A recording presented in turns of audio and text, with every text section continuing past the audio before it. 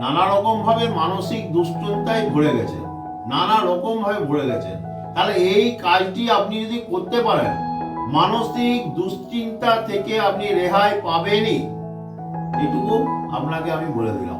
ঈশ্বরের আশীর্বাদে আমরা সবাই ঈশ্বরের শরণাপন্ন হয়। এইটি আপনি ঈশ্বরের কাছে দিয়ে ঈশ্বরের আশীর্বাদ নিয়ে ঈশ্বরের কাছে শরণাপন্ন হন, আপনি ফল নিশ্চিত পাবেন। আপনারা এক কাজ করুন, রবিবার দিন বাজারে যেয়ে একটা গোটা কুমড়া কিনে আনুন, বা বাড়ির কাউকে দিয়ে আনা করা গোটা কুমড়া। সেই গোটা কুমড়াটা কি করবেন, এই কুমড়োটি রবিবার দিন আপনি যে কোনো মন্দিরে স্নান টান করে সকালে দিয়ে আসুন।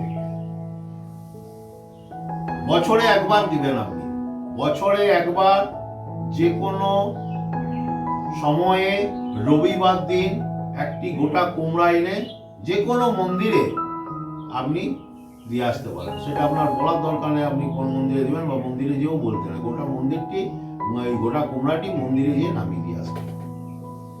তাতে আপনার গ্রহ শান্ত হবে, সর্ব কষ্ট দূর হবে, সর্ব আনন্দতে বাড়ির সকলের মধ্যে আনন্দতে ভরে উঠবে, নানা রকম সমস্যার থেকে মুক্তি পাবেন। এর ফল হচ্ছে এটি, বছরে কিন্তু একবার করবেন, যে কোনো রবিবার, এটি মনে রাখবেন।